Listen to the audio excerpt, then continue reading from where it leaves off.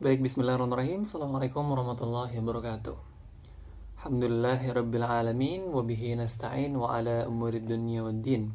Assalatu wassalamu ala asyrafil anbiya'i wal mursalin wa ala alihi wa sahbihi ajma'in, amma ba'd. Teman-teman semuanya yang dimuliakan Allah Subhanahu wa taala, puji serta syukur kita panjatkan kepada Allah Subhanahu wa taala. Yang semoga dengan kita terus bersyukur kepada Allah Subhanahu wa taala, kita terus diberikan banyak kenikmatan, diberikan istiqamah, rasa takut kepada Allah Subhanahu wa taala dimanapun kita berada. Dan itu salah satu merupakan tanda syukur kita kepada Allah Subhanahu wa taala atas segala nikmat. Dalam sebuah ayat dijelaskan, barang siapa yang bersyukur maka Allah akan tambah di kenikmatannya. Salawat serta salam semoga tetap tercurah limpahkan kepada Nabi Muhammad SAW dan juga kepada keluarganya, kepada sahabat tabi'in, atba'ut tabi'in, dan mudah-mudahan sampai kepada kita dan juga sampai kepada akhir zaman nanti, hari kiamat nanti. Teman-teman yang dimuliakan Allah Subhanahu wa taala, kembali lagi dengan saya Muhammad Rizky Akbar. Pada satu majelis kita sharing satu kitab bernama Nuzhatul Muttaqin Syarah Riyadhus Shalihin. Insyaallah kita sambung kembali di bab selanjutnya, yaitu bab 10 tentang Babul mubadarah ilal khairat wa hathu min tawajjuhin li khairin alal iqbali alaihi bil juddi min ghairi taraddud. Mudahnya kita masuk ke dalam bab menyegerakan berbuat baik, apapun kebaikannya. Ini merupakan anjuran daripada Nabi SAW. Baik ya, kita akan langsung masuk saja ke dalam kitabnya. Bismillahirrahmanirrahim. Qala Allah Ta'ala fastabiqul khairat, surat Al-Baqarah. Maka berlomba-lombalah dalam mengerjakan kebaikan, banyak kebaikan, apapun itu. Wa qala ta'ala wasari'u ila maghfiratin min rabbikum wa jannatin arduha as-samawati wal ardu u'iddat lil muttaqin. Bahwasanya Allah berfirman, bersegeralah engkau terhadap ampunan Allah Subhanahu wa taala. Dan juga masuklah kamu ke dalam surga yang memang luasnya itu langit dan bumi yang disediakan oleh Allah untuk orang-orang yang bertakwa. Maka di sini kita mempunyai anjuran. Jadi kita diberitahu bahwasanya ada anjuran untuk berlomba-lomba dalam kebaikan dan juga bersegera dalam meminta ampun kepada Allah Subhanahu wa taala. Jadi kalimat dalam mengerjakan kebaikan itu kita harus berlomba-lomba, siapa yang terbaik? Ayyukum ahsanu amala liyabluwakum ayyukum ahsanu amala. Bahwasanya Allah menciptakan kita, salah satunya adalah menguji siapa yang terbaik, yang paling baik amalnya, bukan terbanyak ya, tapi terbaik. Jadi kualitas amal tersebut bagaimana? Walaupun kuantitas pun banyak pun ya memang itu menjadi sebuah hal yang memang dipertimbangkan juga. Tapi yang paling baik di sini adalah ahsan. Siapa yang paling benar gitu, yang terbaik. Maka salah satu kategori amalan itu bisa diterima adalah pertama, ikhlas atau tidak, benar, ikhlas atau tidak. Yang kedua adalah benar atau tidak, maksudnya aswab atau tidak, mengikuti Nabi atau tidak, atau enggak sesuai dengan nas Al-Quran dan hadis atau tidak, bertentangan atau tidak, seperti itu kira-kira. Lalu ketika membicarakan tentang ampunan Allah Subhanahu wa taala, maka kita harus bergegas. Jangan menunda-nunda taubat. Apapun, sekecil apapun, harus kita pernah membahas tentang babut taubah di awal-awal kita bahas kitab ini. Itu salah satunya adalah kita ada anjuran dari Nabi SAW untuk bertaubat. Apapun dosanya, sekecil apapun. Bahkan Nabi SAW beristighfar dalam sehari itu tidak kurang daripada 70 atau enggak 100, bahkan dikatakan seperti itu. Itulah kira-kira teman-teman semuanya. Baik, kita masuk ke hadis pertama ya. Seperti biasa, mungkin saya tidak akan membahas semua hadis, tapi saya akan cari hadis-hadis yang memang sangat terkait dengan pembahasan kita hari ini.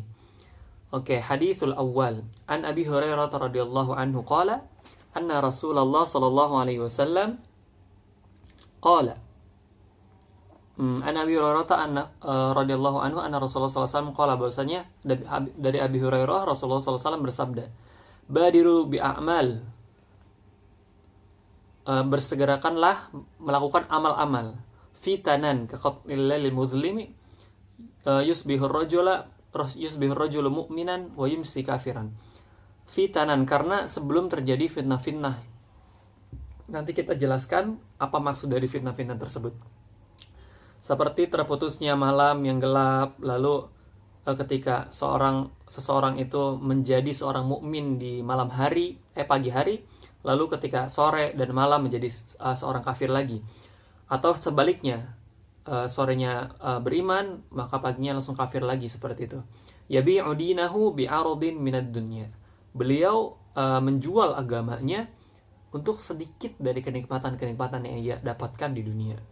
Hadis riwayat Muslim nomor 313 dan juga hadis riwayat Ahmad dalam kitab Musnad Ahmad, begitu ya, nomor 8030. Lughatul hadis. Kita masuk ke pembahasan hadisnya. Badiru bil a'mal maksudnya adalah ibtadaru wasari'u ilaiha qabla zuhuril awaiq. Bagaimana sih maksudnya badiru bil a'mal, segerakanlah beramal-amal itu? Di sini dijelaskan bahwasanya kita harus saling berebut. Ibtadaru itu tuh kita saling berebut. Mana? Maksudnya ketika ada satu hal kita berebut gitu, bukan lagi berlomba-lomba, tapi berebut gitu maksudnya. Seolah-olah seperti ada yang terbatas, limited, lalu kita harus disuruh saling berebut seperti itu. Wasari'u ilaiha, dan cepat-cepat lakukan gitu. Qabla zuhuril awaiq, sebelum banyak terjadi hambatan-hambatan. Fitanan di situ fitanan ini jamak dari fitnah. Terjadi fitnah banyak seperti itu ya. Maksudnya adalah apa? Ujian, hambatan, musibah atau enggak azab sekalipun. Jadi segerakanlah melakukan amalan-amalan sebelum terjadi hambatan-hambatan, fitnah-fitnah, bencana-bencana yang bisa menghalangi seseorang dengan amal-amal tersebut, begitu. Wa yumsi kafiran. Nah, maksud dari kata sorenya menjadi kafir adalah, maksud kafir ini ada dua. Yang pertama, kafir terhadap nikmat-nikmat yang dikasih. Yang kedua, dia kafir terhadap nikmat yang dikasih karena dia masuk ke dalam maksiat. Yang kedua adalah benar-benar menjadi kafir gitu. Jadi dia bisa kafir terhadap dua, terhadap nikmat, lalu dia tidak banyak bersyukur. Yang kedua adalah dia menjadi kafir hakiki karena dia menjual agamanya untuk kebutuhan dunia yang dia harus penuhi, seperti itu. Jadi seperti inilah yang memang dikatakan Allah Subhanahu wa taala, innal munafiq. Jadi munafik ini jamil munafiq wal kafirin fi jahannam jami'a. Tapi kenapa bahasanya orang munafik itu dijelaskan fid darkil asfali minan nar? Karena orang munafik ini sangat bahaya, teman-teman semuanya. Hati-hati jangan sampai terjadi kepada kita, naudzubillah min dzalik.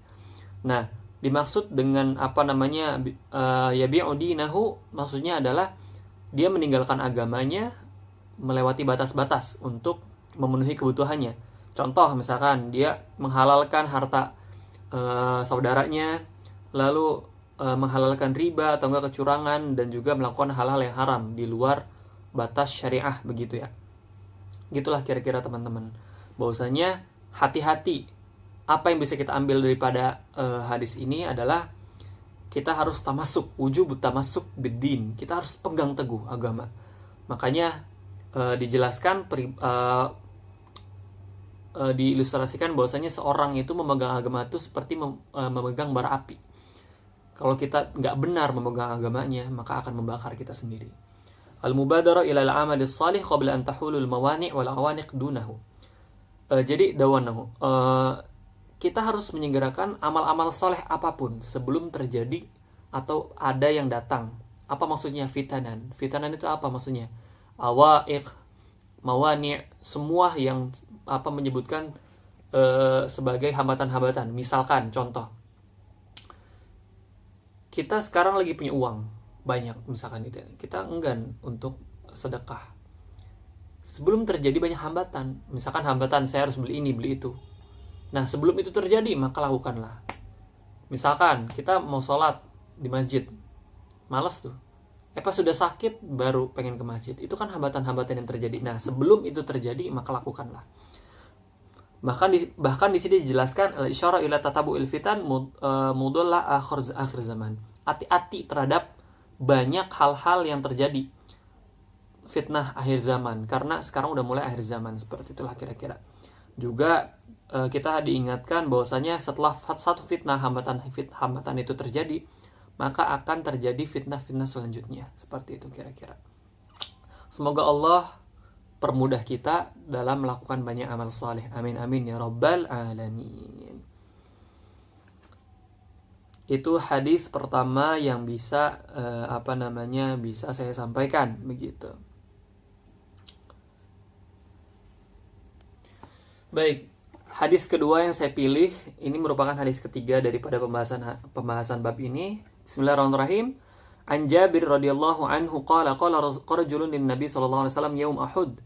Bahwasanya dari Jabir, beliau berkata, ada seorang laki-laki berkata kepada Nabi sallallahu alaihi wasallam pada hari Uhud, perang Uhud. Lalu berkata seperti ini, ara'aita in qutiltu fa aina ana? Maksudnya, ya Rasulullah, menurutmu kalau aku terbunuh, qutiltu majhul ya, fa aina ana, maka aku akan ada di mana? Nah, begitu beliau bertanya kepada Rasulullah SAW. Maka Rasulullah SAW bersabda, qala fil jannah, kamu akan masuk surga ketika kamu berperang dengan niat ikhlas pada hari ini lalu terbunuh, maka engkau akan masuk surga, wahai pemuda. Fa'alqa tamaratin kunna fi yadihi thumma qatala hatta qutila. Lalu, jadi beliau ini salah satu pemuda yang di barisan depan bersama Nabi SAW, musuh sudah di depan, lalu berkata, wahai ya Rasulullah, apabila aku terbunuh pada hari ini, maka aku akan di mana? Aku akan di surga. Kamu akan di surga, wahai pemuda. Lalu beliau ini sambil makan ceritanya, pas lagi bertanya itu semakan, di tangannya ada kurma untuk menjaga stamina tentunya. Sampai-sampai ketika dikatakan kamu akan masuk surga, kurma itu dia buang, langsung beliau menerjang musuh yang ada di depan. Padahal di sana belum mulai, tapi beliau satu orang langsung maju ke depan. Kenapa? Karena semangat menyegarkan kebaikan, dia semangat akan ada surga di depannya. Begitulah kira-kira. Jadi pelajaran yang bisa kita ambil adalah ketika orang itu berbuat kebaikan, maka semangatnya harus sangat tinggi, seperti seorang pemuda ini.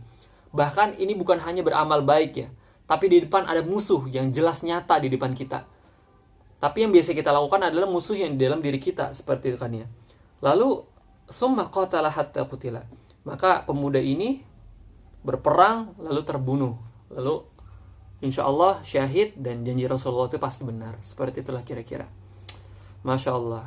Al-musara'ah bifi'lil khairat. Jadi kita diberikan pelajaran oleh seorang pemuda ini bahwasanya kita harus berani menerjang apapun demi kebaikan-kebaikan yang memang diperintahkan oleh Allah Subhanahu wa taala dan nabinya. Begitulah kira-kira. Masya Allah. Ini hadis kedua yang bisa saya sampaikan dalam pembahasan bab ini. Baik, teman-teman semuanya yang dimuliakan Allah Subhanahu wa taala, sudah 2 hadis yang kita bahas pada hari ini, maka ada hadis ketiga yang saya pilih dan menjadi penutup daripada bahasan kita hari ini. Bismillahirrahmanirrahim. Haditsur rabi'.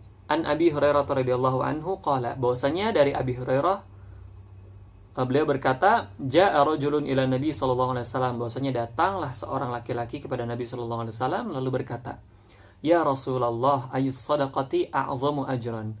Ya Rasulullah, sedekah apa yang paling tinggi derajat pahalanya? Bertanya kepada Nabi sallallahu alaihi wasallam.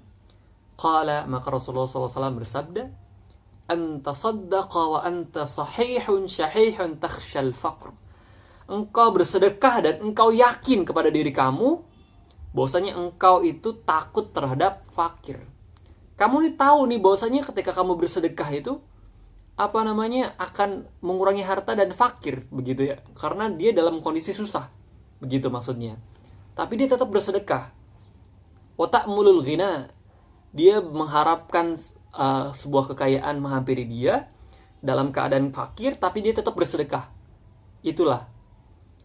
Wala tumhil hatta idza balagatil hulqum qultu li fulan kada wa li fulan kada wa qad kana li fulan. Dan dia tidak mengatakan tersebut, tidak bersedekah tersebut sampai dia sakaratul maut. Jadi maksudnya bukan berarti ketika dia bersedekah itu ketika dia sakaratul maut, begitu. Jadi ketika sakaratul maut dia baru mengatakan ini buat ini buat ini buat ini. Dia mengeluarkan wasiat karena dia sudah ingin mati, begitu. Tapi dalam kondisinya memang dia bisa sehat dan lain sebagainya, tapi dalam keadaan fakir, begitu. Dalam keadaan fakir dan memikirkan kekayaan. Bukan berarti dia ketika sakaratul maut dia tahu bahwasanya dia akan mati, hartanya tidak akan dibawa, baru dia mengatakan ini untuk fulan. Padahal fulan yang dia kasih itu udah punya, begitu. Begitu kira-kira. Idza balaghatil hulqum, ketika nyawa sudah sampai tenggorokan, maksudnya begitu. Oke, kita masuk ke lughatul hadis. Kita baca ke lughatul hadis, maksudnya bahasa hadis, begitu. Syahihun itu bakhil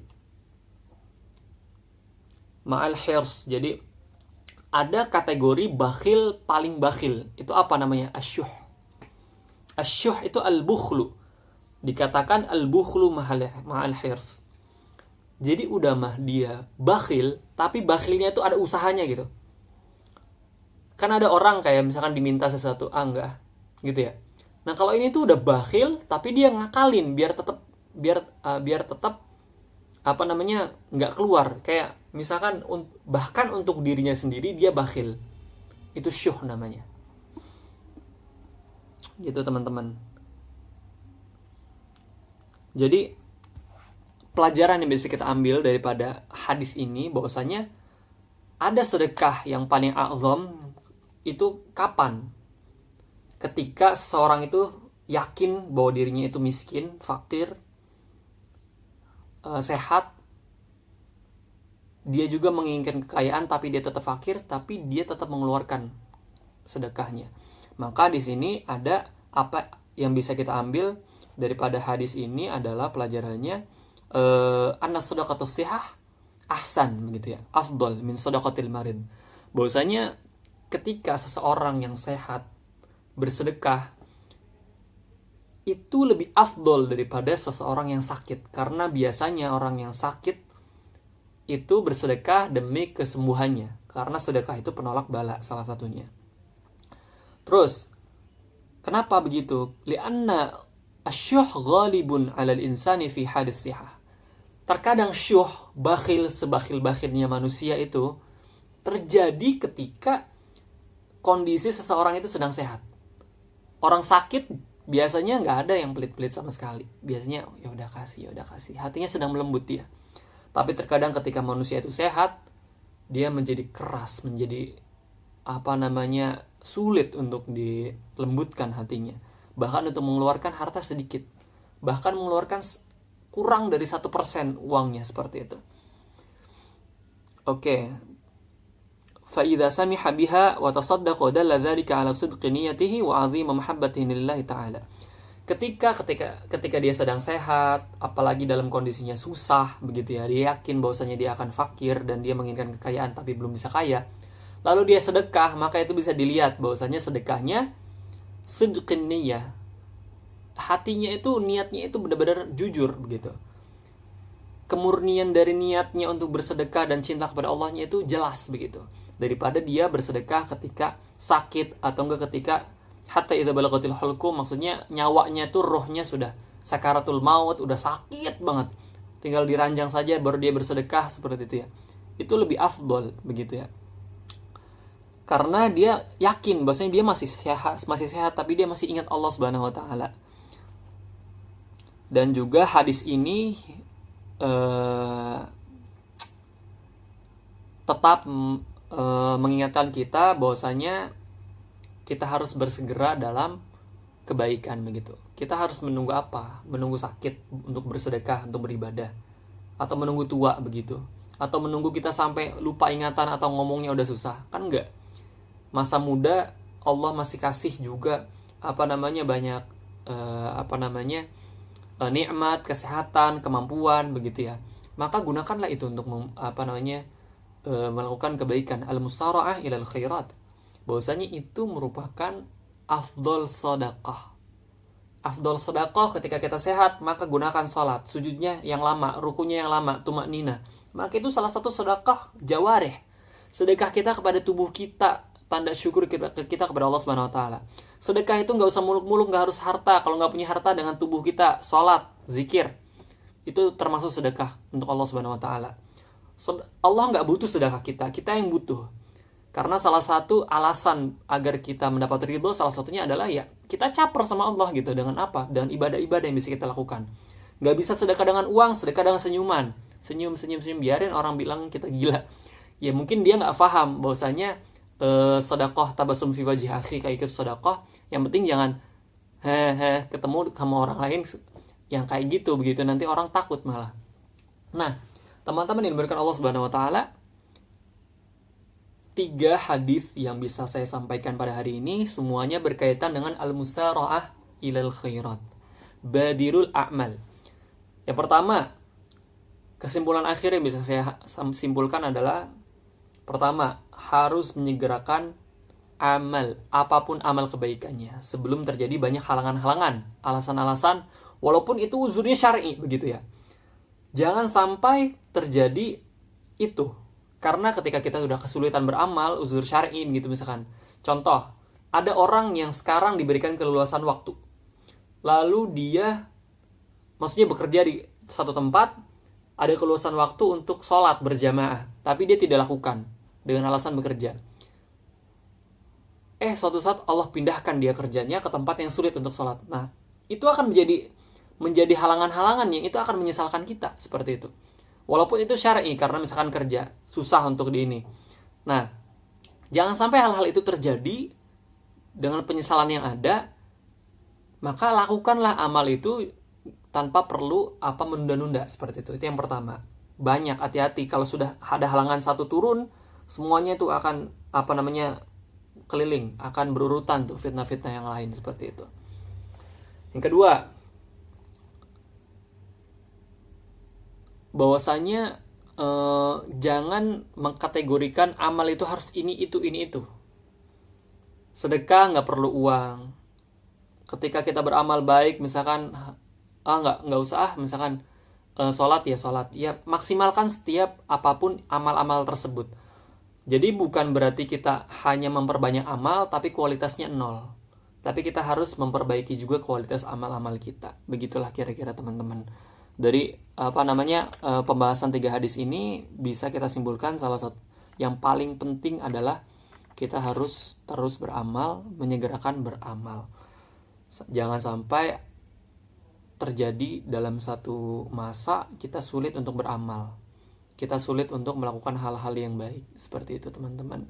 Mumpung masih dikasih faragil waktu yang kosong, waktu yang Allah kasih kesempatan untuk kita beramal, maka manfaatkanlah itu sebelum terjadi kesempitan waktu, sebelum terjadi masa tua kita, sebelum terjadi kesulitan kita untuk melakukan amal. Seperti itu kira-kira teman-teman. Baik, mungkin pembahasan hari ini saya cukupkan di bab 10. Dan mohon maaf karena sudah lama vakum. Ya, biasalah.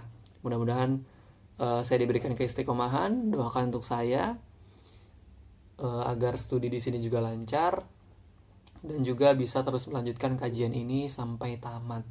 Dan juga mungkin saya akan bikin konten-konten yang lain yang lebih mudah untuk difahami. Mungkin kalau sekarang saya lebih ke sharing saja, bukan mengajari.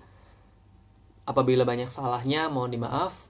Apabila ada salah mungkin komen saja di di kolom komentar, dan insya Allah saya akan perbaiki itu semua. Kita sama-sama belajar. Saya juga belajar, dan saya hanya baca buku yang ada di sini. Insya Allah kalaupun itu salah dari saya secara menerjemahkannya, kalaupun itu benar dari Allah Subhanahu Wa Taala. Saya tutupkan. Hadanallahu wa iyyakum ajma'in.